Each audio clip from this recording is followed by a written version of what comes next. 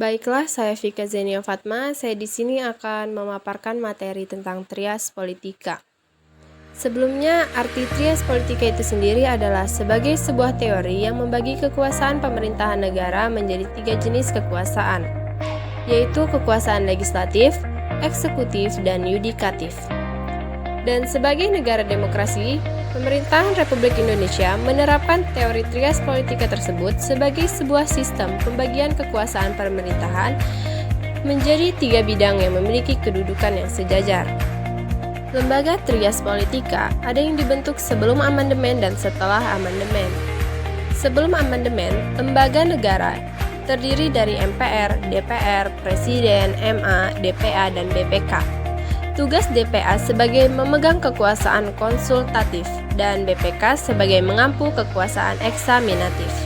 Trias politika di Indonesia setelah amandemen, ada beberapa perubahan pemegang kekuasaan di Indonesia setelah dilakukannya amandemen UUD 1945. Jumlah lembaga negara pun ditambah sehingga proses pelaksanaannya, kekuasaannya, dan pengawasannya lebih kuat. Ada 8 lembaga negara dalam sistem pemerintahannya, yaitu MPR, DPR, Dewan Perwakilan Daerah, Presiden, MA, BPK, Mahkamah Konstitusi, dan Komisi Yudisial. Tujuan pembentukan lembaga negara tersebut untuk pembagian atau pemisahan dalam pemerintahan agar tidak terjadinya penyelewengan kekuasaan antar ketiganya. Baiklah, mari kita perhatikan lembaga yang pertama, yaitu lembaga eksekutif. Lembaga eksekutif adalah lembaga yang memegang kekuasaan pemerintahan. Lembaga ini juga bertugas menjalankan pemerintahan dan pembangunan sesuai undang-undang. Seperti yang tertera di PPT, lembaga eksekutif bertugas untuk melaksanakan undang-undang dasar, kebijakan, peraturan, dan undang-undang yang dibuat oleh lembaga legislatif.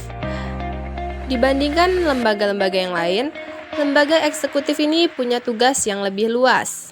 Ada beberapa yang mencakup lembaga eksekutif, yaitu presiden, wakil presiden, dan kabinetnya, seperti menteri. Baik presiden maupun wakil presiden sama-sama dipilih oleh elektorat Indonesia dalam pemilihan presiden.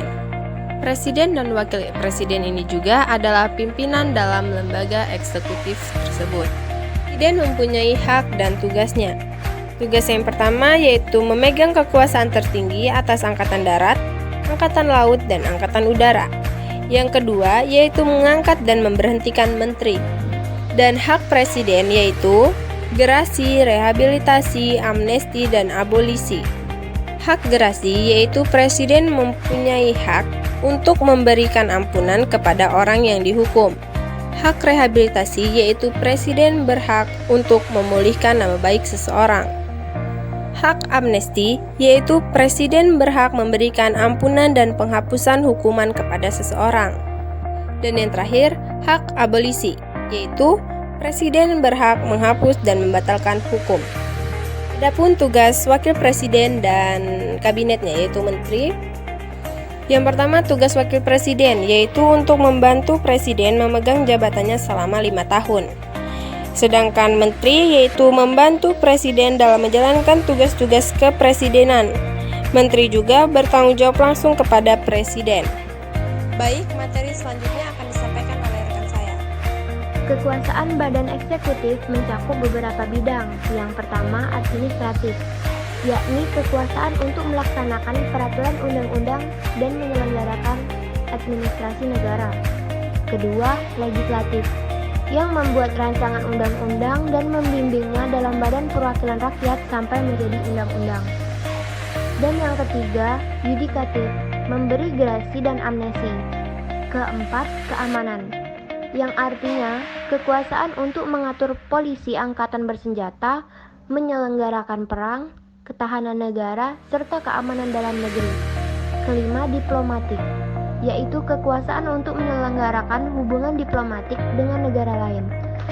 Adapun legislatif, lembaga yang memiliki tugas dan wewenang untuk merumuskan dan membuat peraturan kebijakan undang-undang suatu negara. Dan ada badan legislatif yaitu DPR, lembaga perwakilan rakyat di pemerintahan pusat.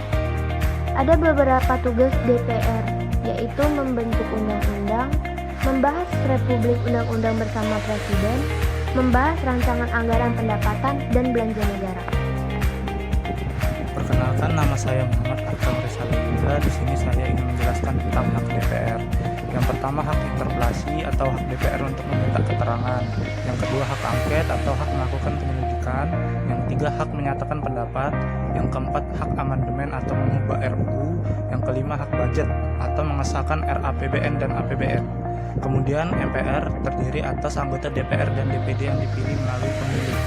Tugas MPR yang pertama, sidang minimal sekali dalam 5 tahun. Yang kedua, mengubah dan menetapkan undang-undang dasar. Yang ketiga, melantik presiden dan wakil presiden. Yang keempat, memberhentikan presiden dan wakil presiden. Kemudian DPD, lembaga perwakilan dari daerah. Anggota DPD dipilih dari setiap provinsi secara langsung melalui pemilu.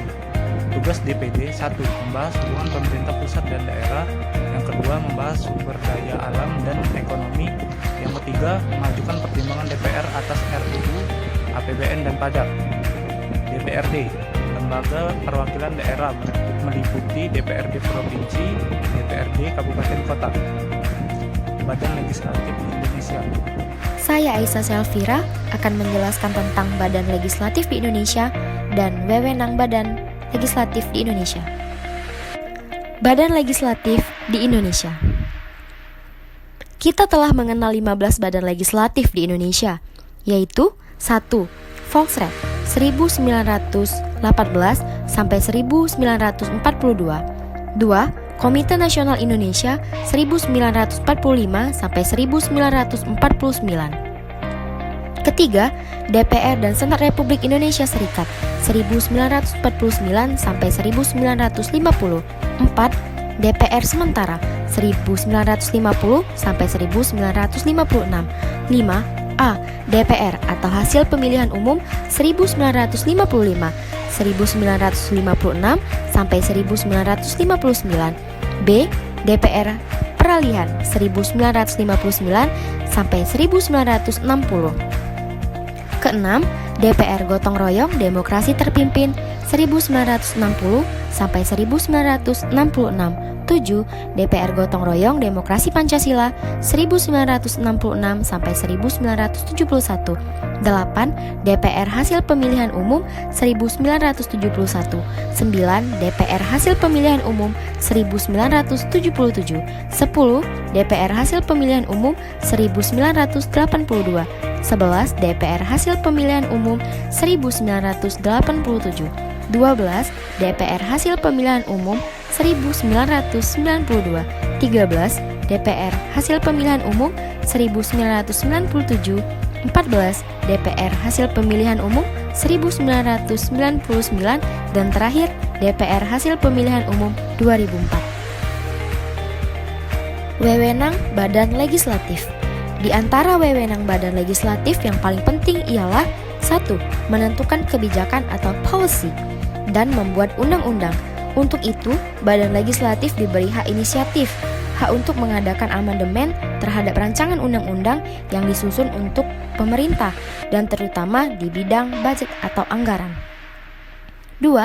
Mengontrol badan eksekutif dalam arti menjaga agar semua tindakan badan eksekutif sesuai dengan kebijakan-kebijakan yang telah ditetapkan. Scrutiny, oversight.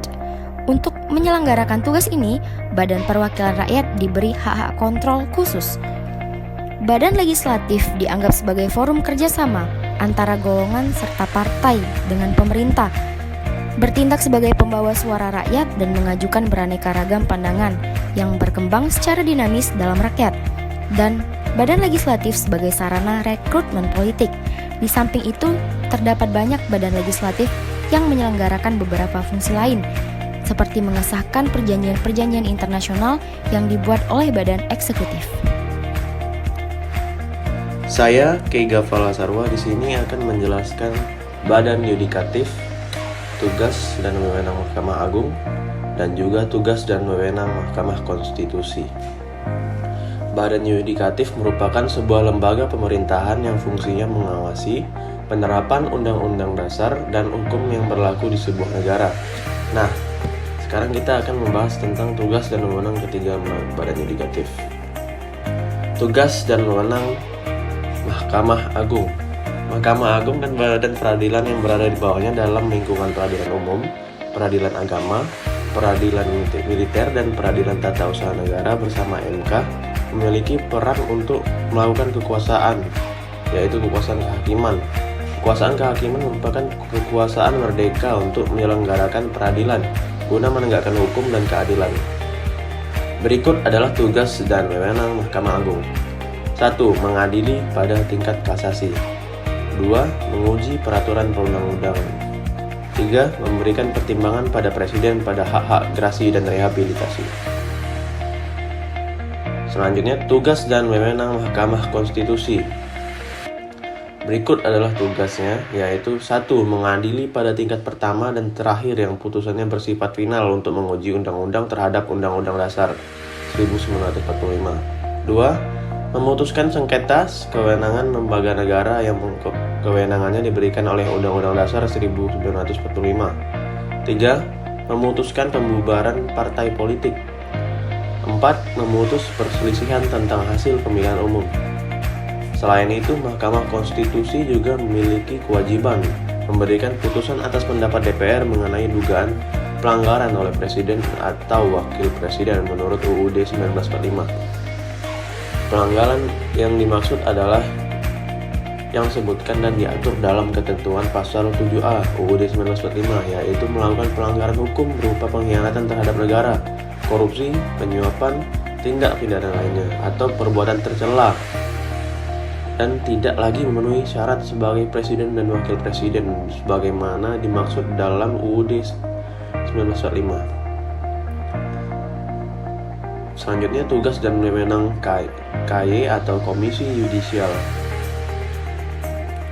Menurut UUD 1945, Komisi Yudisial adalah lembaga negara yang bersifat mandiri yang berwenang mengusulkan pengangkatan Hakim Agung dan mempunyai wewenang lain dalam rangka menjaga dan menegakkan kehormatan, kelurahan martabat, serta perilaku hakim.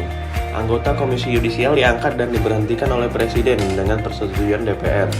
Anggota Komisi Yudisial harus mempunyai pengetahuan dan pengalaman di bidang hukum serta memiliki integritas dan kepribadian yang tidak tercela. Berikut tugas dan wewenang Komisi Yudisial. 1. Mengawasi perilaku hakim. 2. Mengusulkan Hakim Agung. 3. Menjaga kehormatan hakim. Nah, itulah tadi penjelasan tentang fungsi dan badan yudikatif di Indonesia, yaitu Mahkamah Agung, Mahkamah Konstitusi, dan Komisi Yudisial. Sekian, terima kasih.